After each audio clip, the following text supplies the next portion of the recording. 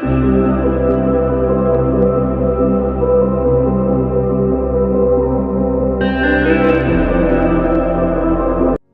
ಪರಿಶುದ್ಧವುಳ್ಳ ನಾಮಕ್ಕೆ ಸ್ತೋತ್ರ ಉಂಟಾಗ್ಲಿ. ಕರ್ತನಲ್ಲಿ ಪ್ರೀತಿಗಳವರೇ, ಈ ಒಂದು ದಿನದ ವಾಕ್ಯದ ಮುಖ್ಯ ವಿಷಯ ಏನಪ್ಪಾ ಅಂದ್ರೆ, ಸ್ವಾರ್ಥಪರ ಕೆಲಸಗಳಿಗಿಂತ ದೇವರ ಕೆಲಸಕ್ಕೆ ಆದ್ಯತೆ ನೀಡಿ ಅನ್ನುವಂಥದ್ದು. ಸ್ವಾರ್ಥಪರ ಕೆಲಸಗಳಿಗಿಂತ ದೇವರ ಕೆಲಸಕ್ಕೆ ಆದ್ಯತೆ ನೀಡಿ. ನನ್ನ ಸತ್ಯವೇದದ ವಾಕ್ಯದ ಧ್ಯಾನ ಅಗ್ಗಾಯ 1ನೇ ಅಧ್ಯಾಯ ವಚನ 1ರಿಂದ 11ರವರೆಗೆ. ಮಕ್ಕಳ ವೇದದ ಭಾಗವು ಅಬ್ಷಲೋಮನು ಬರುತ್ತಾನೆ 2 ಸಾಮುವೇಲ 14ನೇ ಅಧ್ಯಾಯ. 1 ವರ್ಷಕ್ಕೆ ಸತ್ಯವೇದದ ಅಧ್ಯಯನ ಭಾಗ ಜ್ಞಾನೋಕ್ತಿಗಳು 12ನೇ ಅಧ್ಯಾಯ ವಚನ 1ರಿಂದ 28ರವರೆಗೆ. ಈ ಒಂದು ದಿನದ ಮುಖ್ಯವಾದ ವಚನ, ಬಾಯ್ಪಟ ವಚನ ಯಾವ್ದಪ್ಪ ಅಂದ್ರೆ, ಈ ಆಲಯವು ಆಳು ಬಿದ್ದಿದೆಯಲ್ಲ, ನೀವು ಒಳಗೋಡೆಗೆಲ್ಲ ಅಲಿಗೆ ಒದಗಿಸಿಕೊಂಡ ಸ್ವಂತ ಮನೆಗಳಲ್ಲಿ ವಾಸಿಸುವುದಕ್ಕೆ ಈ ಸಮಯವು ತಕ್ಕದ್ದು ಅನ್ನುವಂಥದ್ದು. ಕರ್ತನಲ್ಲಿ ಪ್ರೀತಿಗಳವರೇ, ಇವತ್ತಿನ ದಿನದಲ್ಲಿ ನಾವು ಏನನ್ನ ನೋಡ್ಲಿಕ್ಕಿದೀವಿ ಅಂದ್ರೆ, ಹಗ್ಗಾಯನ ಬರೆದ ಪ್ರವಾದನೆ ಪುಸ್ತಕ ಕುರಿತು ಧ್ಯಾನ ಮಾಡ್ಲಿಕ್ಕಿದೀವಿ. ವಚನ 1ನೇ ಅಧ್ಯಾಯ ವಚನ 1ರಿಂದ 11ರವರೆಗೆ ನಾವು ಧ್ಯಾನ ಮಾಡೋಕ್ಕಿಂತ ಮುಂಚಿತವಾಗಿ ಈ ಒಂದು ಗ್ರಂಥದ ಹಿನ್ನೆಲೆಯನ್ನ ನಾವು ನೋಡೋಣ. ಸೊ ಈ ಒಂದು ಗ್ರಂಥದ ಹಿನ್ನೆಲೆಯನ್ನ ನಾವು ನೋಡಿ ನಂತರ ಈ ಒಂದು ವಾಕ್ಯಗಳನ್ನ ನಾವು ಓದುವಾಗ ಇನ್ನೂ ಚೆನ್ನಾಗಿ ಈ ಒಂದು ವಾಕ್ಯಗಳು ನಮಗೆ ಅರ್ಥವಾಗ್ತವೆ. ಕರ್ತನಲ್ಲಿ ಪ್ರೀತಿಗಳವರೇ, ಯಹೂದ್ಯ ಜನರು ಸರಿಯಾಗಿ ಹೋಗಿದ್ದ ಬಾಬೇಲ್ ದೇಶಕ್ಕೆ ಅವ್ರೇನ್ ಮಾಡ್ತಾರಂದ್ರೆ, ಆ ಒಂದು ದೇಶದಿಂದ ಹಿಂತಿರುಗಿ ಬರ್ತಾರೆ. ಅವ್ರು ಹಿಂತಿರುಗಿ ಬಂದ ಮೇಲೆ ಅಲ್ಲಿ ಏನಾಗುತ್ತಂದ್ರೆ, ಮೊದಲನೇದಾಗಿ ಅವರ ಬಳಿಯಲ್ಲಿ ಒಬ್ಬ ಪ್ರವಾದಿಯು ಕಳಿಸಲ್ಪಡ್ತಾರೆ. ಸೊ ಅದು ಯಾಕೆ ಮತ್ತೆ ಯಾರು ಅಂತ ಹೇಳ್ಬಿಟ್ಟು ನಾವು ನೋಡುವಾಗ, ಹಗ್ಗಾಯನು ಈ ಒಂದು ಯಹೂದ್ಯ ಜನರು ಬಾಬೇಲ್ ದೇಶದಿಂದ ತಿರುಗಿ ತಮ್ಮ ಸ್ವಸ್ಥಳಕ್ಕೆ ಬಂದಾಗ ಕಳಿಸಲ್ಪಟ್ಟಂತ ಮೊದಲನೇ ಪ್ರವಾದಿ ಯಾರಪ್ಪ ಅಂದ್ರೆ ಹಗ್ಗಾಯನು. ನಮ್ಗೆಲ್ಲ ಗೊತ್ತಿರೋ ಪ್ರಕಾರ ಏನಪ್ಪ ಅಂದ್ರೆ, ಕ್ರಿಸ್ತಪೂರ್ವ 586ರಲ್ಲಿ ಈ ಒಂದು ಯೆರೂಸಲೇಮಿನ ಮೇಲೆ ಯಾರಪ್ಪ ಅಂದ್ರೆ ಅರಸನಾದ ನೆಬೂಕದ್ನೆಚ್ಚರನು ದಾಳಿ ಮಾಡಿ ಯೆರೂಸಲೇಮಿನಲ್ಲಿರುವಂತ ಎಲ್ಲಾ ಪಟ್ಟಣಗಳನ್ನ ಅವರು ಹಾಳು ಮಾಡಿ, ನಂತರ ಯೆರೂಸಲೇಮ್ ದೇವಾಲಯವನ್ನ, ತುಂಬಾ ಪ್ರತಿಷ್ಠತೆಯಿಂದ ಕಟ್ಟಿದಂತ ಒಂದು ದೇವಾಲಯವನ್ನ ಸುಟ್ಟು ಹಾಕಿ ಹಾಳು ಮಾಡಿ ಅನೇಕ ಯಹೂದ್ಯರನ್ನು ಅವ್ರು ಏನ್ ಮಾಡ್ತಾರಂದ್ರೆ ಬಾಬೇಲ್ ದೇಶಕ್ಕೆ ಸೆರೆಯಾಗಿ ತೆಗೆದುಕೊಂಡು ಹೋಗ್ತಾರೆ. ಸೊ ಸೆರೆಯಾಗಿ ತೆಗೆದುಕೊಂಡು ಹೋದ ನಂತರ 70 ವರ್ಷಗಳ ತರುವಾಯ ಅಲ್ಲಿ ಯಹೂದ್ಯರಿಗೆ ಏನಾಗುತ್ತಂದ್ರೆ ಒಂದು ಬಿಡುಗಡೆ ಆಗುತ್ತೆ. ಸೊ ಬಿಡುಗಡೆಯಾಗಿ ಅವರು ತಮ್ಮ ಸ್ವಸ್ಥಳಕ್ಕೆ ಹಿಂತಿರುಗಿ ಅವರು ಬರ್ತಾರೆ.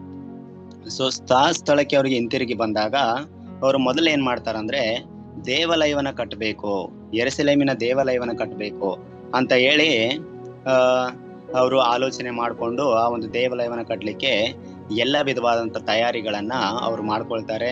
ಫಸ್ಟ್ನೇದಾಗಿ ಅಸ್ಥಿವಾರವನ್ನ ಹಾಕ್ತಾರೆ, ಆಮೇಲೆ ಸ್ವಲ್ಪ ಕಟ್ಲಿಕ್ಕೆ ಅವ್ರು ಸ್ಟಾರ್ಟ್ ಮಾಡ್ತಾರೆ. ಸೊ ಆಮೇಲೆ ಏನಾಗುತ್ತಂದ್ರೆ, ನೆರೆಹೊರೆಯವರ ಗುಂಪು ಇದಕ್ಕೆ ಅಡ್ಡಿಯನ್ನ ಮಾಡ್ತಾರೆ. ಸೊ ನೆರೆಹೊರೆಯಲ್ಲಿ ಇರುವಂತವರು ಅಡ್ಡಿಯನ್ನ ಮಾಡ್ತಾರೆ. ಸೊ ಯಾಕಂದ್ರೆ ಯಹೂದ್ಯರು ಬಲವಾಗಿ ಬೆಳೆಯೋದು ಅವರಿಗೆ ಇಷ್ಟ ಇರೋದಿಲ್ಲ. ಸೊ ಹಾಗಾಗಿ ಅಡ್ಡಿಯನ್ನ ಮಾಡಿದ ನಂತರ ಈ ಒಂದು ಯಹೂದ್ಯ ಜನರು ಏನ್ ಮಾಡ್ಬಿಡ್ತಾರಂದ್ರೆ, ದೇವಾಲಯವನ್ನ ಕಟ್ಟುವಂತ ಕೆಲಸವನ್ನ ಅಲ್ಲಿಗೆ ಅವರು ನಿಲ್ಲಿಸಿ ಬಿಡ್ತಾರೆ. ಸೊ ಅಲ್ಲಿಗೆ ನಿಲ್ಲಿಸಿಬಿಟ್ಟು ಎಷ್ಟು ವರ್ಷಗಳಾಗ್ತಾವಂದ್ರೆ, ಸುಮಾರು 15-20 ವರ್ಷಗಳಾಗ್ತಾವ. 15ರಿಂದ 20 ವರ್ಷಗಳು ಆ ಒಂದು ದೇವಾಲಯದ ಕೆಲಸ ಹಾಗೆ ನಿಂತ್ಕೊಂಡ್ಬಿಡ್ತದೆ. ಆಮೇಲೆ ಏನಾಗುತ್ತಂದ್ರೆ, ಒಬ್ಬ ಅರಸನು ಅಧಿಕಾರಕ್ಕೆ ಬರ್ತಾರ. ಅವ್ರು ಯಾರಪ್ಪ ಅಂದ್ರೆ ದಾರಿಯಾವೇಶನು.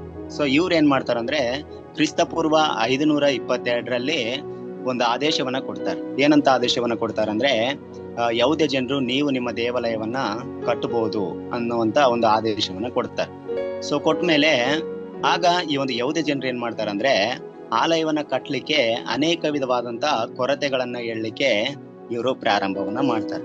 ಸೊ ಏನೇನೆಲ್ಲ ಕೊರತೆಗಳನ್ನ ಹೇಳ್ತಾರಂದ್ರೆ, ಬೆಳೆಯ ಕೊರತೆ ಹೇಳ್ತಾರೆ, ಆಹಾರದ ಕೊರತೆ ಹೇಳ್ತಾರೆ, ಹಣದ ಕೊರತೆಯನ್ನ ಇವರು ಹೇಳ್ತಾರೆ. ಆದ್ರೆ ಈ ಒಂದು 20 ವರ್ಷಗಳಲ್ಲಿ ಇವ್ರು ಏನ್ ಮಾಡಿದಾರಂದ್ರೆ, ತಮ್ಮ ಮನೆಗಳನ್ನ ಬಹಳ ಚಂದವಾಗಿ ಕಟ್ಕೊಂಡಿದ್ದಾರೆ. ಬಹಳ ಬೆಲೆ ಉಳ್ಳಂತ ವಸ್ತುಗಳಿಂದ ತಮ್ಮ ನಿವಾಸಗಳನ್ನ ಕಟ್ಕೊಂಡಿದ್ದಾರೆ. ಚೆನ್ನಾಗಿ ಹೊಲ ಮನೆ ಎಲ್ಲನೂ ಕೂಡ ಮಾಡ್ಕೊಂಡಿದ್ದಾರೆ. ಆದ್ರೆ ದೇವರ ಕೆಲಸಕ್ಕೆ ಏನ್ ಮಾಡಿಲ್ಲ ಅಂದ್ರೆ, ಇವರು ಆದ್ಯತೆಯನ್ನ, ದೇವರ ಒಂದು ಆಲಯವನ್ನ ಕಟ್ಟಬೇಕ ಅನ್ನುವಂತ ಒಂದು ಯೋಜನೆಯನ್ನ ಇವರು ಮಾಡೇ ಇಲ್ಲ. ಸೊ ಹಾಗಾಗಿ ನಿಜವಾಗ್ಲೂ ಕೂಡ ಒಂದು ದೇಶದಲ್ಲಿ ಏನಾಗಿದೆ ಅಂದ್ರೆ, ಈ ರೀತಿಯಾದಂತ ಒಂದು ಸಮಸ್ಯೆಗಳು ಉಂಟಾಗಿದೆ. ಸೊ ಚೆನ್ನಾಗಿ ಮಳೆ ಬಂದಿಲ್ಲ, ಆಹಾರ ಇಲ್ಲ, ಬೆಳೆ ಇಲ್ಲ.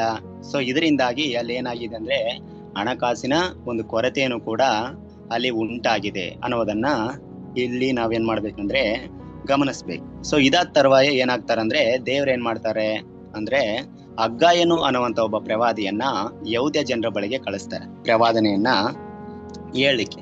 ಸೊ ಅವಾಗ ಈ ಒಂದು ಹಗ್ಗಾಯನು ಏನ್ ಮಾಡ್ತಾರಂದ್ರೆ ಈ ರೀತಿಯಾಗಿ ಪ್ರವಾದನೆಯನ್ನ ನುಡಿತಾರೆ. ಅವರು ನುಡಿದಂತ ಪ್ರವಾದನೆಯೇ ಈ ಒಂದು 1ನೇ ವಚನದಿಂದ ಈ ಒಂದು 1ನೇ ಅಧ್ಯಾಯದಿಂದ ನಾವು ನೋಡುವಂತವರಾಗಿದ್ದೇವೆ. 2ನೇ ವಚನದಲ್ಲಿ ಹಗ್ಗಾಯನು ಈ ರೀತಿಯಾಗಿ ಪ್ರವಾದನೆ ನುಡಿತಾರೆ ನೋಡ್ರಿ. ಸೇನಾಧೀಶ್ವರನಾದ ಯೆಹೋವನು ಇಂತೆನ್ನುತ್ತಾನೆ, ಯೆಹೋವನ ಆಲಯವನ್ನು ಕಟ್ಟುವುದಕ್ಕೆ ಸಮಯವು ಇನ್ನೂ ಬಂದಿಲ್ಲ ಎಂದು ಈ ಜನರು ಅಂದುಕೊಳ್ಳುತ್ತಾರಲ್ಲ. ಯೆಹೋವನು ಪ್ರವಾದಿಯಾದ ಹಗ್ಗಾಯನ ಮೂಲಕ ಈ ವಾಕ್ಯವನ್ನು ಹೇಳಿಸಿದನು. ಈ ಆಲಯವು ಹಾಳು ಬಿದ್ದಿದೆಯಲ್ಲ, ನೀವು ಒಳಗೋಡೆಗೆಲ್ಲ ಹಲಗೆ ಒದಗಿಸಿಕೊಂಡ ಸ್ವಂತ ಮನೆಗಳಲ್ಲಿ ವಾಸಿಸುವುದಕ್ಕೆ ಈ ಸಮಯವು ತಕ್ಕದ್ದು ಅಂತ ಹೇಳ್ತಾರೆ. ಸೊ ಪ್ರೀತಿ ಉಳ್ಳವರೇ, ಇಲ್ಲಿ ಏನಪ್ಪಾ ಅಂದ್ರೆ ಈ ಒಂದು ಯಹೂದ ಜನರಿಗೆ ದೇವ್ರ ಏನ್ ಮಾಡ್ತಾ ಇದಾರೆ ಅಂದ್ರೆ ಹಗ್ಗಾಯನ ಮೂಲಕವಾಗಿ ಒಂದು ಪ್ರವಾದನೆಯನ್ನ ಹೇಳ್ತಾ ಇದಾರೆ. ನೀವೇನೋ ನಿಮ್ಮ ಮನೆಗಳಲ್ಲಿ ಚೆನ್ನಾಗಿದ್ದೀರಾ, ಚೆನ್ನಾಗಿ ಮನೆಗಳನ್ನ ಕಟ್ಕೊಂಡಿದ್ದೀರಾ, ಆರಾಮಾಗಿದ್ದೀರಾ, ಆದ್ರೆ ದೇವಾಲಯವನ್ನ ನೀವ್ ಏನ್ ಮಾಡಿದ್ದೀರಾ ಹಾಗೆ ಬಿಟ್ಟಿದ್ದೀರಲ್ಲ. ಸೊ ಇದು ನಿಮ್ಮ ಮನೆಗಳನ್ನ ಕಟ್ಟಿಕೊಂಡು ನಿಮ್ಮ ಸ್ವಾರ್ಥ ಒಂದು ಚಿಂತನೆಗಳಿಗೋಸ್ಕರ ಸಮಯನ ಉಪಯೋಗಿಸ್ತಿದ್ದೀರಲ್ಲ, ಇದು ಆ ಒಂದು ಸಮಯ ತಕ್ಕದ್ದು ಅಂತೇಳಿ ಅವ್ರು ಏನ್ ಮಾಡ್ತಾರೆ ಅಂದ್ರೆ ಹೇಳುವುದನ್ನ ನಾವು ನೋಡುವಂತವರಾಗಿದ್ದೀವಿ. ಸೊ ಅದು ಮಾತ್ರವಲ್ಲದೆ 5ನೇ ವಚನದಲ್ಲಿ ನೋಡುವಾಗ, ಈ ಸಮಯದಲ್ಲಿ ಸೇನಾಧೀಶ್ವರನಾದ ಯೆಹೋವನು ಇಂತೆನ್ನುತ್ತಾನೆ, ನಿಮ್ಮ ಗತಿ ಏನಾಗಿದೆ ಎಂದು ಮನಸ್ಸಿಗೆ ತಂದುಕೊಳ್ಳಿರಿ. ನೀವು ಬಿತ್ತಿದ ಬೀಜವು ಬಹಳ, ತಂದ ಫಲ ಸ್ವಲ್ಪ. ತಿನ್ನುತ್ತೀರಿ ತೃಪ್ತಿಯಾಗದು, ಕುಡಿಯುತ್ತೀರಿ ಆನಂದವಾಗದು, ಒದೆಯುತ್ತೀರಿ ಬೆಚ್ಚಗಾಗದು, ಸಂಬಳಗಾರನು ಹಾಕುವ ಚೀಲವು ತೂತಿನದು. ಸೊ ಈ ರೀತಿಯಾಗಿ ದೇವ್ರು ಏನ್ ಮಾಡ್ತಿದಾರೆ ಅಂದ್ರೆ ಈ ಒಂದು ಯಹೂದ ಜನರಿಗೆ ಪ್ರವಾದಿಯಾದ ಹಗ್ಗಾಯನ ಮೂಲಕವಾಗಿ ಹೇಳಿಸ್ತಾ ಇದ್ದಾರೆ. ಅಂದ್ರೆ ಇಲ್ಲಿ ವಿಷಯ ಏನಪ್ಪಾ ಅಂದ್ರೆ ಮುಖ್ಯವಾಗಿ ಇವರು ದೇವಾಲಯವನ್ನ ಕಟ್ಲಿಕ್ಕೆ ಏನ್ ಮಾಡ್ಬೇಕು, ಮೊದಲ ಆದ್ಯತೆಯನ್ನ ಕೊಡ್ಬೇಕು. ಸೊ ಯಾವಾಗ ದೇವರ ಕೆಲಸವು ಸ್ಟಾಪ್ ಆಯ್ತೋ ಅವಾಗ ಏನಾಗಿದೆ, ಇವರ ದೇಶದಲ್ಲಿ ಇವರು ವಾಸಿಸುವಂತ ಪ್ರದೇಶಗಳಲ್ಲಿ ಈ ರೀತಿಯಾದಂತ ಅನೇಕ ಕೊರತೆಗಳು ಉಂಟಾಗಿದೆ. ಸೊ ಅವ್ರು ಏನ್ ಮಾಡ್ತಾ ಇದಾರೆ ಅಂದ್ರೆ ಬಹಳ ಬೀಜಗಳನ್ನ ಬಿತ್ತಾ ಇದ್ರೆ ಹೊಲದಲ್ಲಿ, ಆದ್ರೆ ಬೆಳೆ ಮಾತ್ರ ಏನ್ ಸಿಗ್ತಾ ಇಲ್ಲ. ಬಹಳ ಬೆಳೆನೂ ಅವ್ರಿಗೆ ಸಿಗ್ತಾ ಇಲ್ಲ, ಮತ್ತೆ ಅವ್ರು ತಿಂತಾ ಇದಾರೆ, ಅವ್ರಿಗೆ ಏನಾಗ್ತಾ ಇಲ್ಲ, ತೃಪ್ತಿ ಆಗ್ತಾ ಇಲ್ಲ. ಸೊ ಈ ರೀತಿಯಾದಂತ ಅನೇಕ ಒಂದು ಸಮಸ್ಯೆಗಳಿಗೆ ಅವರು ಒಳಗಾಗುವುದನ್ನ ಈ ಒಂದು ವಾಕ್ಯ ಭಾಗದಲ್ಲಿ ನಾವು ನೋಡುವಂತವರಾಗಿದ್ದೀವಿ. ಸೊ ಹಾಗಾಗಿ ದೇವ್ರ ಏನ್ ಮಾಡ್ತಾ ಇದಾರೆ ಅಂದ್ರೆ ಅವ್ರಿಗೆ ಹೇಳ್ತಾ ಇದಾರೆ, ನೀವು ಏನ್ ಮಾಡ್ರಿ ಅಂದ್ರೆ ಈ ನಮ್ಮ ಗತಿ ಏನಾಗಿದೆ ಎಂದು ಮನಸ್ಸಿಗೆ ತಂದುಕೊಳ್ಳಿರಿ ಅಂತ ದೇವ್ರು ಅಲ್ಲಿ ಹೇಳ್ತಾ ಇದಾರೆ. ಫಸ್ಟ್ ನೀವು ಯೋಚನೆ ಮಾಡ್ರಿ, ಯಾಕೆ ಈ ತರ ಆಗಿದೆ, ಯಾಕೆ ಈ ತರ ಸಮಸ್ಯೆಗಳು ಉಂಟಾಗಿದೆ ನಮ್ಮ ದೇಶದಲ್ಲಿ, ನೀವು ಆಲೋಚನೆ ಮಾಡ್ರಿ ಅಂತ ಹೇಳ್ಬಿಟ್ಟು ದೇವ್ರು ಏನ್ ಮಾಡ್ತಾ ಇದಾರೆ ಅಂದ್ರೆ ಅವ್ರಿಗೆ ಹೇಳ್ತಾ ಇದಾರೆ. ಮತ್ತೆ 8ನೇ ವಚನದಲ್ಲಿ ಅವರು ಹೇಳ್ತಾರೆ, ಏನಂತ ಹೇಳ್ತಾರೆ ಅಂದ್ರೆ, ಮಲೆನಾಡಿಗೆ ಹೋಗಿ ಮರವನ್ನು ತಂದು ನನ್ನ ಆಲಯವನ್ನು ಕಟ್ಟಿರಿ, ನಾನು ಅದಕ್ಕೆ ಮೆಚ್ಚಿ ನನ್ನ ಪ್ರಭಾವವನ್ನು ಅಲ್ಲಿ ಪ್ರಕಾಶಗೊಳಿಸುವೆನು, ಇದು ಯೆಹೋವನ ನುಡಿ. ಸೊ ದೇವ್ರ ಏನ್ ಮಾಡ್ತಾ ಇದಾರೆ ಅಂದ್ರೆ ಅವ್ರಿಗೆ ಹೇಳ್ತಾರೆ, ನೀವು ಫಸ್ಟ್ ಏನ್ ಮಾಡ್ರಿ, ದೇವಾಲಯವನ್ನ ಕಟ್ಲಿಕ್ಕೆ ನೀವು ಮುಂದಾಗ್ರಿ, ನೀವು ಹೊರಟೋಗಿ ಮಲೆನಾಡಿಗೆ ಹೋಗಿ ನೀವು ಮರಗಳನ್ನ ತಂದು ನನ್ನ ಆಲಯವನ್ನ ನೀವು ಕಟ್ರಿ ಅಂತೇಳಿ ಅವ್ರು ಏನ್ ಮಾಡ್ತಾರೆ ಅಂದ್ರೆ ಹೇಳ್ತಾ ಇದಾರೆ. ಸೊ ಇದಕ್ಕೆಲ್ಲ ಕಾರಣ ಏನಪ್ಪಾ ಅಂದ್ರೆ ಅವರ ಕೊರತೆಗಳಿಗೆ, ಅವರ ಆಶೀರ್ವಾದಕ್ಕೆ ಅಡ್ಡಿಯಾಗಿರೋದಕ್ಕೆ ಕಾರಣ ಏನಪ್ಪಾ ಅಂದ್ರೆ ಅವರು ದೇವರ ಕೆಲಸಕ್ಕೆ ಪ್ರಾಧಾನ್ಯತೆಯನ್ನ ಕೊಡದೇ ಇರುವಂತದ್ದು. ಸೊ ಪ್ರೀತಿ ಉಳ್ಳವರೇ, ಇಲ್ಲಿ ಈ ಒಂದು ವಾಕ್ಯ ಭಾಗದಿಂದ ನಾವೇನ್ ಮಾಡ್ತೀವಿ ಅಂದ್ರೆ ಈ ಎಲ್ಲಾ ವಿಷಯಗಳನ್ನ ಗಮನಿಸುವಂತವರಾಗಿದ್ದೀವಿ. ಸೊ ಅದು ಮಾತ್ರವಲ್ಲದೆ 9ನೇ ವಚನದಲ್ಲಿ ನಾವು ನೋಡುವಾಗ, ನೀವು ಬಹು ಬೆಳೆಯನ್ನು ನಿರೀಕ್ಷಿಸಿದ್ದೀರಿ, ಆಹಾ ಸ್ವಲ್ಪ ಮಾತ್ರ ಸಿಕ್ಕಿತು. ನೀವು ಮನೆಗೆ ತೆಗೆದುಕೊಂಡು ಬಂದಾಗ ನಾನು ಅದರ ಮೇಲೆ ಉಸಿರು ಬಿಟ್ಟೆನು. ಸೇನಾಧೀಶ್ವರನಾದ ಯೆಹೋವನು ಇಂತೆನ್ನುತ್ತಾನೆ, ಇದಕ್ಕೆಲ್ಲ ಕಾರಣವೇನು? ನನ್ನ ಆಲಯವು ಹಾಳು ಬಿದ್ದಿದೆ, ನಿಮ್ಮಲ್ಲಿ ಪ್ರತಿಯೊಬ್ಬನು ತನ್ನ ತನ್ನ ಮನೆಯ ಕೆಲಸಕ್ಕೆ ತವಕ ಪಡುತ್ತಿದ್ದಾನೆ, ಇದೇ ಕಾರಣ. ನಿಮ್ಮ ನಿಮಿತ್ತವೇ ಆಕಾಶವು ಇಬ್ಬನಿಯನ್ನು ತಡೆದು ಬಿಟ್ಟಿದೆ, ಭೂಮಿಯು ತನ್ನ ಫಲವನ್ನು ನಿಲ್ಲಿಸಿ ಬಿಟ್ಟಿದೆ. ದೇಶ, ಬೆಟ್ಟ, ಧಾನ್ಯ, ದ್ರಾಕ್ಷರಸ, ಎಣ್ಣೆ, ಭೂಮಿಯ ಉತ್ಪತ್ತಿ, ಮನುಷ್ಯ, ಪಶು, ನಾನಾ ಕೈದುಡಿತ, ಇವುಗಳಿಗೆಲ್ಲ ಆಳು ದೇಸೆ ತಂದಿದ್ದೇನೆ ಅನ್ನುವಂಥದ್ದು. ಸೊ ಪ್ರೀತಿ ಉಳ್ಳವರೇ, ಇಲ್ಲಿ ದೇವ್ರು ಏನ್ ಮಾಡ್ತಾ ಇದಾರೆ ಅಂದ್ರೆ ಈ ರೀತಿಯಾಗಿ ಅವರ ಒಂದು ಆಶೀರ್ವಾದಗಳಿಗೆ ಕೊರತೆ ಕಾರಣವನ್ನ ತಿಳಿಸುವಂತವರಾಗಿದ್ದಾರೆ. ಸೊ ಪ್ರೀತಿ ಉಳ್ಳವರೇ, ಈ ಒಂದು ವಾಕ್ಯ ಭಾಗದಿಂದ ನಾವು ತಿಳ್ಕೊಬೇಕಾದಂತ ಮುಖ್ಯವಾದ ವಿಷಯಗಳು ಏನಪ್ಪಾ ಅಂದ್ರೆ, ಮೊದಲನೇದಾಗಿ ದೇವರ ಕೆಲಸಗಳಿಗೆ ಮೊದಲ ಸ್ಥಾನವನ್ನ ನಾವು ಕೊಡಬೇಕು ಅನ್ನುವಂಥದ್ದು. ಸೊ ಇವತ್ತಿನ ವಾಕ್ಯ ಭಾಗದ ಮುಖ್ಯ ವಿಷಯನೂ ಕೂಡ ಇದೇ ರೀತಿಯಾಗಿದೆ. ಸ್ವಾರ್ಥಪರ ಕೆಲಸಗಳಿಗಿಂತ ದೇವರ ಕೆಲಸಕ್ಕೆ ಹೆಚ್ಚಿನ ಆದ್ಯತೆಯನ್ನ ನೀವು ನೀಡ್ರಿ ಅನ್ನುವಂಥದ್ದು. ಸೊ ಪ್ರೀತಿ ಉಳ್ಳವರೇ, ಇವತ್ತು ಮನುಷ್ಯರು ಏನ್ ಮಾಡ್ತಾ ಇದಾರೆ ಅಂದ್ರೆ ಅನೇಕರು ಮೊದಲ ಸ್ಥಾನವನ್ನ ತಮ್ಮ ಸ್ವಾರ್ಥ ಚಿಂತನೆಗಳಿಗೆ ಅವರು ಕೊಡ್ತಾ ಇದ್ದಾರೆ. ತಮ್ಮ ಮನೆಗೆ ಹೆಚ್ಚಿನ ಸಮಯವನ್ನು ಕೊಡ್ತಾರೆ, ಆಸ್ತಿ ಗಳಿಸ್ಲಿಕ್ಕೆ ಹೆಚ್ಚಿನ ಸಮಯವನ್ನು ಕೊಡ್ತಾರೆ, ಹಣ ಗಳಿಸ್ಲಿಕ್ಕೆ ಹೆಚ್ಚಿನ ಸಮಯವನ್ನು ಕೊಡ್ತಾರೆ, ಕೆಲಸಕ್ಕೆ ಹೆಚ್ಚಿನ ಸಮಯವನ್ನು ಕೊಡ್ತಾರೆ. ಆದ್ರೆ ದೇವರಿಗೆ ಮಾತ್ರ ಏನ್ ಮಾಡ್ತಾರೆ ಅಂದ್ರೆ ಕಡಿಮೆ ಸಮಯವನ್ನ ಕೊಡುವಂತವರಾಗಿದ್ದಾರೆ. ಸೊ ಇದನ್ನ ದೇವ್ರು ಏನ್ ಮಾಡ್ತಾ ಇದಾರೆ ಅಂದ್ರೆ ಬೇಡ ಎಂಬುದಾಗಿ ಹೇಳ್ತಾರೆ. ಫಸ್ಟ್ ನೀವೇನ್ ಮಾಡ್ರಿ, ದೇವರಿಗೆ ಮೊದಲ ಸ್ಥಾನವನ್ನ ಕೊಡ್ರಿ, ದೇವರಿಗೆ ಹೆಚ್ಚಿನ ಒಂದು ಮಹತ್ವವನ್ನು ನೀವು ಕೊಡ್ರಿ. ಆಮೇಲೆ ದೇವ್ರು ಏನ್ ಮಾಡ್ತಾರೆ ಅಂದ್ರೆ ಎಲ್ಲ ವಿಧವಾದ ಆಶೀರ್ವಾದಗಳನ್ನ ನಮಗೆ ಕೊಡುವಂತವರಾಗಿದ್ದಾರೆ. ಸೊ ಅದಕ್ಕೋಸ್ಕರ ನಾವು ನೋಡುವಾಗ ಮತ್ತಾಯನು ಬರೆದ ಸುವಾರ್ತೆ 6ನೇ ಅಧ್ಯಾಯ 33ನೇ ವಚನದಲ್ಲಿ ನೋಡುವಾಗ ದೇವರು ಈ ರೀತಿಯಾಗಿ ಹೇಳ್ತಾರೆ, ಯೇಸು ಸ್ವಾಮಿ ದೇವರ ರಾಜ್ಯಕ್ಕಾಗಿ ನೀತಿಗಾಗಿ ನೀವೇನ್ ಮಾಡ್ರಿ, ತವಕವನ್ನ ಪಡ್ರಿ. ಮೊದಲು ದೇವರ ರಾಜ್ಯಕ್ಕಾಗಿ ನೀವು ತವಕನ ಪಡ್ರಿ, ಆಮೇಲೆ ದೇವ್ರ ಏನ್ ಮಾಡ್ತಾರೆ, ನಿಮ್ಗೆ ಬರಬೇಕಾದಂತ ಎಲ್ಲಾ ಆಶೀರ್ವಾದಗಳನ್ನ ಅವರು ಬರ ಮಾಡ್ತಾರೆ ಅನ್ನುವಂಥದ್ದು. ಸೊ ಪ್ರೀತಿ ಉಳ್ಳವರೇ, ನಾವು ನೋಡುವಾಗ ಈ ರೀತಿಯಾಗಿ ಯೇಸು ಸ್ವಾಮಿಯವರು ಏನ್ ಮಾಡಿದಾರೆ ಅಂದ್ರೆ ಅನೇಕ ವಿಷಯವನ್ನ ನಮಗೆ ಹೇಳಿದ್ದಾರೆ. ಮೊದಲು ದೇವರ ರಾಜ್ಯಕ್ಕಾಗಿ ನೀವು ತವಕವನ್ನ ಪಡ್ರಿ ಅಂತ ಹೇಳಿದ್ದಾರೆ. ಇನ್ನೊಂದ್ ಕಡೆ ನೋಡುವಾಗ ನೀನು ಲೋಕವನ್ನೆಲ್ಲ ಸಂಪಾದಿಸಿಕೊಂಡ್ರು ನಿನಗೇನು ಲಾಭ, ನಿನ್ನ ಪ್ರಾಣ ನಷ್ಟಪಟ್ರೆ ನಿನ್ಗೇನು ಲಾಭ ಅಂತೇಳಿ ಅವ್ರು ಹೇಳುವುದನ್ನ ನಾವು ನೋಡ್ತೀವಿ. ಸೊ ಇದೆಲ್ಲ ಏನನ್ನ ನಮ್ಗೆ ಸೂಚಿಸ್ತದೆ ಅಂದ್ರೆ ಫಸ್ಟ್ ನೀವು ಯಾವುದಕ್ಕೆ ಮಹತ್ವವನ್ನು ಕೊಡ್ರಿ, ದೇವರ ರಾಜ್ಯಕ್ಕೋಸ್ಕರ, ಆತನ ನೀತಿಗೋಸ್ಕರ ನೀವು ಮಹತ್ವವನ್ನ ಕೊಡ್ರಿ ಅನ್ನೋದನ್ನ ಇದು ನಮ್ಗೆ ತಿಳಿಸುವಂತವುಗಳಾಗಿವೆ. ಸೊ ಇವತ್ತು ಅನೇಕ ಜನರು ಏನ್ ಮಾಡ್ತಾರಂದ್ರೆ ದೇವರ ಕೆಲಸಗಳಿಗೆ ಸಮಯವನ್ನ ಕೊಡೋದಿಲ್ಲ, ಆದ್ರೆ ತಮ್ಮ ಕೆಲಸಗಳಿಗೆ ಹೆಚ್ಚಿನ ಸಮಯವನ್ನ ಕೊಡ್ತಾರೆ. ಪ್ರಾರ್ಥನೆಗೆ ಸಮಯವನ್ನ ಕೊಡೋದಿಲ್ಲ, ಆದ್ರೆ ಇತರ ಜೊತೆ ಮಾತನಾಡ್ಲಿಕ್ಕೆ ಹೆಚ್ಚಿನ ಸಮಯವನ್ನ ಕೊಡ್ತಾರೆ. ಸೇವೆಗೆ ಸಮಯವನ್ನ ಕೊಡೋದಿಲ್ಲ, ಆದ್ರೆ ಸ್ವಪ್ರಯೋಜನ ಕಾರ್ಯಗಳಿಗೋಸ್ಕರ ಅವ್ರೇನ್ ಮಾಡ್ತಾರಂದ್ರೆ ಹೆಚ್ಚಿನ ಸಮಯವನ್ನ ಕೊಡುವಂತವರಾಗಿದ್ದಾರೆ. ಸೊ ಈ ರೀತಿಯಾಗಿರೋದ್ರಿಂದ ಪ್ರೀತಿ ಉಳ್ಳವರೇ, ಇವತ್ತು ಅನೇಕ ಕೊರತೆಗಳನ್ನ ಇಲ್ಲಿ ನಾವು ಅನುಭವಿಸುವುದನ್ನ ನೋಡ್ತೀವಿ. ಇಲ್ಲಿ ಯಹೂದ್ಯರು ಕೂಡ ಅಷ್ಟೇ, ಅವ್ರು ಏನ್ ಮಾಡ್ತಾ ಇದಾರೆ, ತುಂಬಾ ಬಿತ್ತಿದ್ರು ಕೂಡ ಅವ್ರಿಗೆ ಏನಾಗ್ತಾ ಇಲ್ಲ, ಬೆಳೆಯೋರಿಗೆ ಸಿಗ್ತಾ ಇಲ್ಲ, ಅವ್ರು ತಿಂದ್ರು ಕೂಡ ಅವ್ರಿಗೆ ತೃಪ್ತಿ ಆಗ್ತಾ ಇಲ್ಲ, ಅವ್ರು ಕುಡಿತಾರೆ ಆದ್ರೂ ಕೂಡ ಅವ್ರಿಗೆ ಆನಂದ ಆಗ್ತಾ ಇಲ್ಲ, ಅವ್ರು ಒದ್ದುಕೊಳ್ತಾರೆ ಅವ್ರಿಗೆ ಬೆಚ್ಚಗಾಗ್ತಾ ಇಲ್ಲ. ಸೊ ಇದಕ್ಕೆಲ್ಲ ಕಾರಣ ಏನಪ್ಪಾ ಅಂದ್ರೆ ಅವರು ತಮ್ಮ ಸ್ವಕಾರ್ಯದ ಮೇಲೆ ಹೆಚ್ಚಿನ ಗಮನವನ್ನ ಹರಿಸಿರೋದ್ರಿಂದ. ಸೊ ಪ್ರೀತಿ ಉಳ್ಳವರೇ, ಹಾಗಾಗಿ ಫಿಲಿಪಿಯವರಿಗೆ ಬರೆದ ಪತ್ರಿಕೆ 2ನೇ ಅಧ್ಯಾಯ 21ನೇ ವಚನದಲ್ಲಿ ಪೌಲನು ಈ ರೀತಿಯಾಗಿ ಹೇಳ್ತಾನೆ, ಪ್ರತಿಯೊಬ್ಬನು ಸ್ವಕಾರ್ಯದ ಮೇಲೆ ಮನಸ್ಸಿಡುತ್ತಾರೆ ಹೊರತು ಯೇಸು ಕ್ರಿಸ್ತನ ಕಾರ್ಯಗಳ ಮೇಲೆ ಮನಸ್ಸಿಡುವುದಿಲ್ಲ ಅನ್ನುವಂಥದ್ದು. ನೋಡ್ರಿ, ಪ್ರತಿಯೊಬ್ಬ ಮನುಷ್ಯನು ಕೂಡ ಏನ್ ಮಾಡ್ತಾ ಇದ್ದಾನೆ ಇವತ್ತಿನ ದಿನದಲ್ಲಿ, ತಮ್ಮ ಸ್ವಕಾರ್ಯಗಳ ಮೇಲೆ ಮನಸ್ಸಿಡ್ತಾ ಇದ್ದಾನೆ, ಆದ್ರೆ ದೇವರ ಕಾರ್ಯಗಳ ಮೇಲೆ ಮನಸ್ಸಿಡ್ತಾ ಇಲ್ಲ ಅನ್ನುವುದು. ಸೊ ಪ್ರೀತಿ ಉಳ್ಳವರೇ, ನಾವು ಮೊದಲನೇದಾಗಿ ದೇವರಿಗೆ ಹೆಚ್ಚಿನ ಪ್ರಾಮುಖ್ಯತೆಯನ್ನ ಕೊಡುವಂತವರಾಗಿರ್ಬೇಕು. ಆಮೇಲೆ ಈ ಒಂದು ಯಹೂದ ಜನರು ಏನ್ ಮಾಡ್ತಾರೆ ಅಂದ್ರೆ, ಈ ಒಂದು ಹಗ್ಗಾಯನು ಬಂದು ಅವರಿಗೆ ಈ ರೀತಿಯಾಗಿ ಪ್ರವಾದನೆಯನ್ನ ಹೇಳಿದ ತರುವಾಯ ಅವರೆಲ್ಲ ಮತ್ತೆ ತಿರುಗಿ ಒಂದಾಗಿ ತಮ್ಮಲ್ಲಿ ಕೊರತೆ ಇದ್ರು ಕೂಡ ಫಸ್ಟ್ ದೇವರಿಗೆ ಆಮೇಲೆ ಎಂಬ ಮಹತ್ವವನ್ನ ಕೊಟ್ಟು ಅವರು ದೇವಾಲಯವನ್ನ ಕಟ್ತಾರೆ, ಆಮೇಲೆ ಅದನ್ನ ಪ್ರತಿಷ್ಠೆ ಮಾಡ್ತಾರೆ, ಪುನಃಸ್ಥಾಪನೆ ಮಾಡ್ತಾರೆ. ಸೊ ಆಮೇಲೆ ಏನಾಗುತ್ತಂದ್ರೆ ಆ ಒಂದು ದೇಶದಲ್ಲಿ ದೇವರು ತನ್ನ ಆಶೀರ್ವಾದಗಳನ್ನ ಅವರು ಕೊಡ್ತಾರೆ. ಸೊ ಇದಕ್ಕೆಲ್ಲ ಮುಖ್ಯವಾದ ಕಾರಣ ಏನಪ್ಪಾ ಅಂದ್ರೆ ಹೆಚ್ಚಿನದಾಗಿ ನಾವು ಫಸ್ಟ್ನೇದಾಗಿ ನಮ್ಮ ಸ್ವ ಕೆಲಸಗಳಿಗೆಲ್ಲ ದೇವರ ಕೆಲಸಗಳಿಗೆ ಹೆಚ್ಚಿನ ಆದ್ಯತೆಯನ್ನ ಕೊಡಬೇಕು ಅನ್ನುವಂಥದ್ದನ್ನ ಈ ಒಂದು ವಾಕ್ಯ ಭಾಗದಿಂದ ನಾವು ತಿಳಿದುಕೊಳ್ಳುವಂತವರಾಗಿದ್ದೀವಿ. ಸೊ ಎರಡನೇದಾಗಿ ಈ ಒಂದು ವಾಕ್ಯ ಭಾಗದಿಂದ ನಾವು ತಿಳ್ಕೊಬೇಕಾದಂತ ಕಾರ್ಯ ಏನಪ್ಪಾ ಅಂದ್ರೆ ದೇವರ ಆಶೀರ್ವಾದವಿಲ್ಲದ ಪರಿಶ್ರಮ ಫಲ ಕೊಡುವುದಿಲ್ಲ ಅನ್ನುವಂಥದ್ದು. ಸೊ ಪ್ರೀತಿ ಉಳ್ಳವರೇ, ದೇವರು ಆಶೀರ್ವಾದವಿಲ್ಲದ ನಾವು ಏನು ದುಡಿದ್ರು ಕೂಡ ಅದು ನಮ್ಗೆ ಏನ್ ಕೊಡೋದಿಲ್ಲ, ತೃಪ್ತಿಯನ್ನ ಕೊಡೋದಿಲ್ಲ ಅನ್ನೋದನ್ನ ನಾವ್ ಏನ್ ಮಾಡ್ಬೇಕಂದ್ರೆ ಯಾವಾಗ್ಲೂ ನೆನಪಿನಲ್ಲಿ ಇಟ್ಕೊಳ್ಬೇಕು.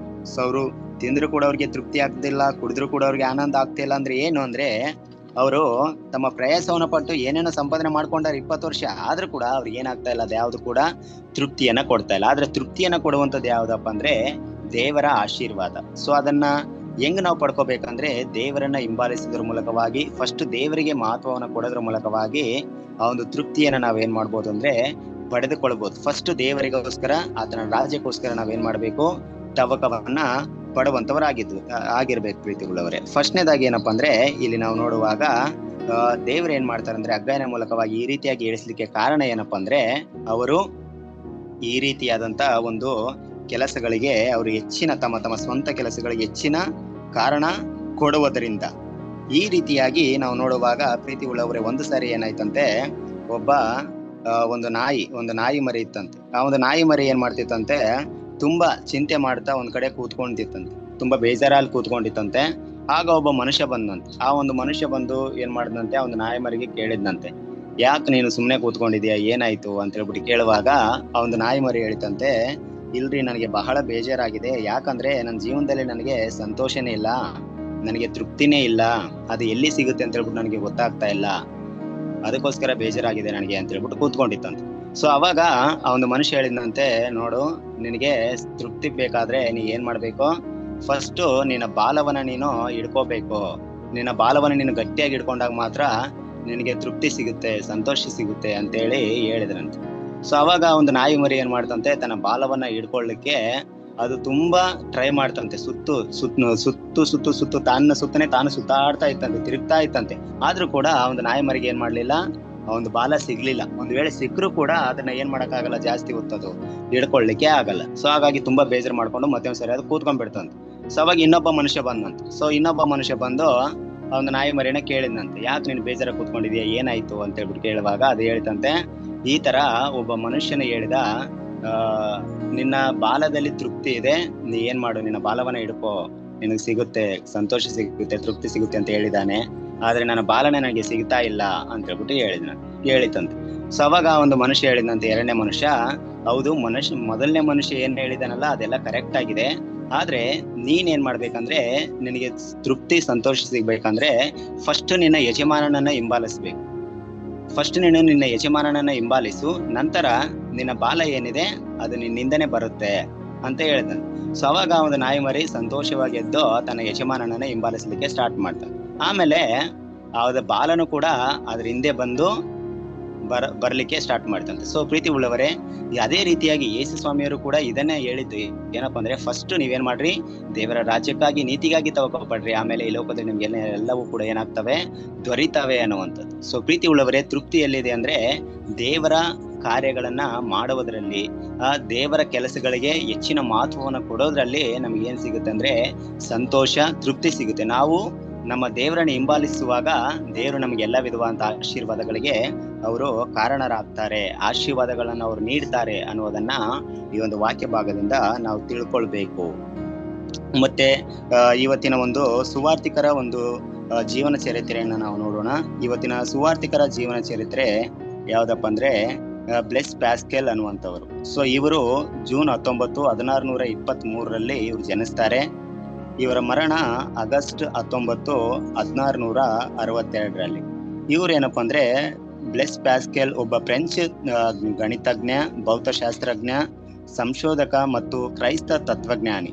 ಅವರ ಪ್ರತಿಭೆ ಮತ್ತು ವಿಜ್ಞಾನ ನಂಬಿಕೆಗೆ ಬಹಳ ಒಂದು ಕೊಡುಗೆಯನ್ನ ನೀಡಿದ್ದಾರೆ. ಸೊ ಪ್ರೀತಿ ಉಳ್ಳವರೇ, ಇವರು ಬ್ಲೆಸ್ ಪ್ಯಾಸ್ಕೆಲ್ ಅನ್ನುವಂಥವರು, ಇವರು ಒಂದು ಭೌತಶಾಸ್ತ್ರಕ್ಕೆ ಮತ್ತು ಗಣಿತ ಶಾಸ್ತ್ರಕ್ಕೆ ಅಪಾರವಾದಂತ ಒಂದು ಕೊಡುಗೆಯನ್ನ ನೀಡಿದ್ದಾರೆ ಪ್ರೀತಿ ಉಳ್ಳವರು. ಸೊ ಯಾಕಂದ್ರೆ ಇವರಲ್ಲಿ ಏನಿದೆ ಅಂದ್ರೆ ಒಂದು ಅಸಾಧಾರಣವಾದ ಒಂದು ಬುದ್ಧಿವಂತಿಕೆ ಇತ್ತು. ಸೊ ಅದನ್ನ ಇವರು ಉಪಯೋಗ ಮಾಡಿಕೊಂಡು ಏನ್ ಮಾಡಿದಾರೆ ಅಂದ್ರೆ, ಇವರು ಅನೇಕ ವಿಧವಾದಂತ ಕಾರ್ಯಗಳನ್ನ ಒಂದು ಜಗತ್ತಿಗೆ ಒಳಿತನ್ನ ಇವರು ಮಾಡಿದ್ದಾರೆ. ಸೊ ಇವತ್ತು ನಾವೇನು ಈ ಒಂದು ಕ್ಯಾಲ್ಕುಲೇಟರ್ ಅನ್ನ ಯೂಸ್ ಮಾಡ್ತಾ ಇದೀವಲ್ಲ, ಆ ಒಂದು ಕ್ಯಾಲ್ಕುಲೇಟರ್ ಅನ್ನ ಕಂಡುಹಿಡಿದಿದ್ದು ಫಸ್ಟ್ನೇದಾಗಿ ಯಾರಪ್ಪ ಅಂದ್ರೆ ಅದು ಬ್ಲೆಸ್ ಪ್ಯಾಸ್ಕೆಲ್ ಅನ್ನುವಂಥವ್ರು. ಸೊ ಇವತ್ತು ನಾವು ನಮ್ಮ ಆಫೀಸ್ಗಳಲ್ಲಿ, ಕಚೇರಿಗಳಲ್ಲಿ, ಮನೆಗಳಲ್ಲಿ ಕ್ಯಾಲ್ಕುಲೇಟರ್ ಅನ್ನ ಯೂಸ್ ಮಾಡ್ಲಿಕ್ಕೆ ಮುಖ್ಯ ಕಾರಣ ಯಾರಪ್ಪ ಅಂದ್ರೆ ಅದು ಬ್ಲೆಸ್ ಪ್ಯಾಸ್ಕೆಲ್ ಅವರು. ಸೊ ಈ ರೀತಿಯಾಗಿ ಇವ್ರು ಏನ್ ಮಾಡ್ತಾರೆ ಅಂದ್ರೆ ಅನೇಕ ವಿಧವಾದಂತ ಕೊಡುಗೆಗಳನ್ನ ಇವರು ಜಗತ್ತಿಗೆ ನೀಡ್ತಾರೆ.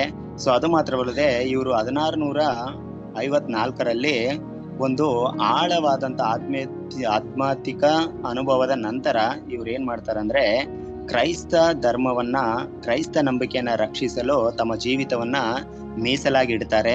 ಸೊ ನಂತರ ಇವರು ಒಂದು ಪುಸ್ತಕವನ್ನ ಬರೀತಾರೆ. ಆ ಒಂದು ಪುಸ್ತಕದ ಹೆಸರು ಏನಪ್ಪಾ ಅಂದ್ರೆ ಪೆನ್ಸಿಸ್ ಅನ್ನುವಂಥದ್ದು. ಸೊ ಪೆನ್ಸಿಸ್ ಅನ್ನುವಂತ ಒಂದು ಪುಸ್ತಕವನ್ನ ಬರೀತಾರೆ. ಇದು ಏನಪ್ಪಾ ಅಂದ್ರೆ ಕ್ರೈಸ್ತರಿಗೆ, ದೇವರ ಮಕ್ಕಳಿಗೆ ಸಂಬಂಧಪಟ್ಟಂತ ಒಂದು ಪುಸ್ತಕ. ಈ ಒಂದು ಪುಸ್ತಕದಲ್ಲಿ ಏನೇನು ವಿಷಯಗಳಿದೆ ಅಂತ ಹೇಳ್ಬಿಟ್ಟು ನಾವು ನೋಡುವಾಗ, ದೇವರು ನಮ್ಮ ಜೀವಿತಕ್ಕೆ ಯಾಕೆ ಬೇಕು, ಮತ್ತೆ ದೇವರು ಇಲ್ಲದೆ ನಾವು ಏನು ಕೂಡ ಮಾಡ್ಲಿಕ್ಕೆ ಆಗೋದಿಲ್ಲ. ಸೊ ದೇವರು ಇದ್ದಾರೆ, ಅವರು ನಮ್ಮನ್ನ ಸದಾಕಾಲ ನೋಡ್ತಾರೆ, ಮತ್ತೆ ತನ್ನನ್ನು ಪ್ರೀತಿಸುವವರನ್ನ ಅವರು ಸ್ವರ್ಗ ರಾಜ್ಯಕ್ಕೆ ನಡೆಸ್ತಾರೆ ಅನ್ನುವಂಥ ವಿಷಯಗಳನ್ನ ಅವ್ರು ಏನ್ ಮಾಡ್ತಾರೆ ಅಂದ್ರೆ ಈ ಒಂದು ಪುಸ್ತಕದ ಮೂಲಕವಾಗಿ ಅನೇಕ ಜನರಿಗೆ ಅವರು ತಿಳಿಸ್ತಾರೆ. ಪ್ರೀತಿ ಉಳ್ಳವರೇ, ಇವರ ಒಂದು ಒಟ್ಟು ಜೀವಿತಾವಧಿಯ ಕಾಲ ಎಷ್ಟಂದ್ರೆ ಕೇವಲ 39 ವರ್ಷ. ಸೊ ಬರೀ 39 ವರ್ಷ ಇವರು ಜೀವನವನ್ನ ಮಾಡಿ ಜಗತ್ತಿಗೆ ಅನೇಕ ಕೊಡುಗೆಗಳನ್ನ ನೀಡಿ, ಅದು ಮಾತ್ರವಲ್ಲದೆ ಕ್ರೈಸ್ತರಿಗೂ ಕೂಡ, ದೇವರ ಮಕ್ಕಳಿಗೂ ಕೂಡ ತಮ್ಮ ಪುಸ್ತಕದ ಮೂಲಕವಾಗಿ ಇವ್ರು ಏನ್ ಮಾಡಿದ್ದಾರೆ ಅಂದ್ರೆ ಸೇವೆಯನ್ನ ಸಲ್ಲಿಸಿದ್ದಾರೆ. ಪ್ರೀತಿ ಉಳ್ಳವರೇ, ಈ ರೀತಿಯಾಗಿ ನಾವು ಕೂಡ ದೇವರು ನಮಗೆ ಕೊಟ್ಟಿರುವಂತ ಜ್ಞಾನಗಳನ್ನ ನಾವು ದೇವರ ಸೇವೆಯಲ್ಲಿ ಉಪಯೋಗಿಸಿಕೊಳ್ಳುವಾಗ ಅದು ಅನೇಕ ಜನರಿಗೆ ಆಶೀರ್ವಾದಕರವಾಗಿರ್ತದೆ ಅನ್ನೋದನ್ನ ನಾವು ಯಾವಾಗ್ಲೂ ಕೂಡ ನೆನಪಿನಲ್ಲಿ ಇಟ್ಟುಕೊಳ್ಳಬೇಕು. ಸೊ ಇದು ಏನಪ್ಪಾ ಅಂದ್ರೆ ಇವತ್ತಿನ ದೇವ್ರ ವಾಕ್ಯ. ದೇವ್ರ ತಾನೇ ಈ ಒಂದು ವಾಕ್ಯಗಳನ್ನ ಆಶೀರ್ವಾದ ಮಾಡ್ಲಿ. ನಾವು ಪ್ರಾರ್ಥನೆ ಮಾಡೋಣ. ಪರಿಶುದ್ಧನು ಮಹೋನ್ನತನು ಜೀವ ಸ್ವರೂಪನಾದಂತ ನಮ್ಮ ಸ್ವರ್ಗೀಯ ತಂದೆಯಾದ ದೇವರೇ, ನಿನ್ನ ಒಂದು ಘನವುಳ್ಳ ನಾಮಕ್ಕೆ ಸ್ತೋತ್ರ ಉಂಟಾಗ್ಲಿ ಸ್ವಾಮಿ. ಕರ್ತನೆ, ಈ ಒಂದು ದಿನದಲ್ಲಿ ಅಪ್ಪ ನಿಮ್ಮ ಮಕ್ಕಳಾದಂತ ನಾವುಗಳು ಈ ಒಂದು ಝೂಮ್ ಆ್ಯಪ್ ಅಲ್ಲಿ ಸೇರಿ ಇಲ್ಲಿವರೆಗೂ ಕೂಡ ಅಪ್ಪ ದೇವರೇ ನಿಮ್ಮೊಂದು ವಾಕ್ಯಗಳನ್ನು ಕೇಳುವಂತೆ ನೀವು ಸಹಾಯ ಮಾಡಿದ್ದಕ್ಕಾಗಿ ನಿಮಗೆ ಸ್ತೋತ್ರ. ಹೌದು ಸ್ವಾಮಿ ದೇವರೇ, ನಮ್ಮ ಜೀವನದಲ್ಲಿ ಮೊದಲ ಸ್ಥಾನವನ್ನ, ಮೊದಲ ಆದ್ಯತೆಯನ್ನು ನಿಮಗೆ ಕೊಡ್ಲಿಕ್ಕೆ ನಮಗೆ ಸಹಾಯವನ್ನ ಮಾಡು ಸ್ವಾಮಿ. ಯಾಕಂದ್ರೆ ಅಪ್ಪ ದೇವರೇ, ನೀವು ಉನ್ನತನು, ನೀನು ಮಹೋನ್ನತನು ಸ್ವಾಮಿ ದೇವರೇ. ಅಪ್ಪ ಹಾಗಾಗಿ ಕರ್ತನೆ ಸಭ ದೇವರೇ, ನಾವು ಕರ್ತನೆ ಸಭ ದೇವರೇ ನಮ್ಮ ಸ್ವಕಾರ್ಯಗಳ ಮೇಲೆ ಮನಸ್ಸಿಡದೆ ಅಪ್ಪ ಎಲ್ಲಾ ವಿಷಯಗಳಲ್ಲಿ ಕರ್ತನೆ ಸಭ ದೇವರೇ ಹೆಚ್ಚಿನ ಮನಸ್ಸನ್ನ ನಿಮ್ಮ ಒಂದು ಕಾರ್ಯಗಳ ಮೇಲೆ ಇಡ್ಲಿಕ್ಕೆ ಅಪ್ಪ ನಮಗೆ ಕೃಪೆಯನ್ನ ಕೊಡಬೇಕೆಂಬುದಾಗಿ ನಾನು ಪ್ರಾರ್ಥನೆಯನ್ನ ಮಾಡಿಕೊಳ್ಳೋರಾಗಿದ್ದೇವೆ ಸ್ವಾಮಿ. ಕರ್ತನೆ, ಈ ಒಂದು ದಿನದಲ್ಲಿ ಸ್ವಾಮಿ ಕರ್ತನೆ ನಮ್ಮ ಕಲ್ವಾರಿ ಚಾಪೆಲ್ ಟ್ರಸ್ಟ್ ಅನ್ನ ಆಶೀರ್ವಾದ ಮಾಡು ದೇವರೇ. ಇದನ್ನ ಕರ್ತನೆ ಸಭ ನಡೆಸ್ಕೊಂಡು ಹೋಗ್ತಾ ಇರುವಂತ ಅಪ್ಪ ದೇವರೇ ಡೈರೆಕ್ಟರ್ ಅವರನ್ನ, ಕರ್ತನೆ ಸಭ ಅವರಿಗೆ ಸಂಬಂಧಪಟ್ಟಂತ ಎಲ್ಲಾ ಒಂದು ಸ್ವಾಮಿ ದೇವರೇ ಕುಟುಂಬದವರನ್ನ ನೀವು ಆಶೀರ್ವಾದ ಮಾಡು ಅಪ್ಪ. ಅದು ಮಾತ್ರವಲ್ಲದೆ ಕರ್ತನೆ ಸಭ ನಮ್ಮ ಟ್ರಸ್ಟ್ ಅಲ್ಲಿ ಇದ್ದುಕೊಂಡು ಸೇವೆ ಮಾಡ್ತಿರುವಂತ ಎಲ್ಲಾ ಸೇವಕರುಗಳನ್ನ ಅಪ್ಪ, ಹಾಸ್ಟೆಲ್ಗಳನ್ನ ನೋಡ್ಕೊಳ್ತಾ ಇರುವಂತ ಹಾಸ್ಟೆಲ್ ವಾರ್ಡನ್ಸ್ ಗಳನ್ನ ದೇವರೇ, ಅನೇಕ ವಿಧವಾದಂತ ಕೆಲಸ ಕಾರ್ಯಗಳನ್ನ ಸೇವೆಗಳನ್ನ ಮಾಡ್ತಾ ಇರುವಂತ ಎಲ್ಲಾ ಸೇವಕರುಗಳನ್ನ ಅಪ್ಪ ನೀವು ಆಶೀರ್ವಾದ ಮಾಡಿ ನೀವು ನಡೆಸಬೇಕೆಂಬುದಾಗಿ ಪ್ರಾರ್ಥಿಸ್ತಾ ಇದ್ದೇನೆ ಅಪ್ಪ. ಈ ಒಂದು ದಿನದಲ್ಲಿ ನಡೆಯುವಂತ ಎಲ್ಲಾ ಸೇವೆ ಕಾರ್ಯಗಳನ್ನ ನೀವು ಆಶೀರ್ವಾದ ಮಾಡು ಅಪ್ಪ. ಪ್ರಾರ್ಥನೆ ಕೂಟಗಳನ್ನ ನೀವು ಆಶೀರ್ವಾದ ಮಾಡು ದೇವರೇ. ಎಲ್ಲಾ ಒಂದು ಸೇವೆ ಕಾರ್ಯಗಳ ಮೇಲೆ ನಿಮ್ಮ ಒಂದು ಪ್ರಸನ್ನತೆ, ನಿಮ್ಮೊಂದು ಪವಿತ್ರಾತ್ಮನ ಶಕ್ತಿ ಯಾವಾಗ್ಲೂ ಕೂಡ ಇದ್ದು ಸ್ವಾಮಿ ದೇವರೇ ನಮ್ಮನ್ನು ನಡೆಸಬೇಕೆಂಬುದಾಗಿ ಪ್ರಾರ್ಥನೆಯನ್ನು ಮಾಡಿಕೊಳ್ಳೋರಾಗಿದ್ದೇವೆ ಅಪ್ಪ. ನಮ್ಮ ಪ್ರಾರ್ಥನೆಯನ್ನ ಕೇಳಿದಕ್ಕಾಗಿ ನಿಮಗೆ ಕೋಟಿ ಕೋಟಿ ಸ್ತೋತ್ರಗಳನ್ನು ಸಲ್ಲಿಸುತ್ತಾ ಅಪ್ಪ, ಈ ಒಂದು ಪ್ರಾರ್ಥನೆನ ನಜರೇತಿನ ಯೇಸು ಕ್ರಿಸ್ತನ ಮಹಾಪರಿಶುದ್ಧ ನಾಮದಲ್ಲಿ ಬೇಡಿಕೊಳ್ತೇನೆ ತಂದೆ, ಆಮೇನ್.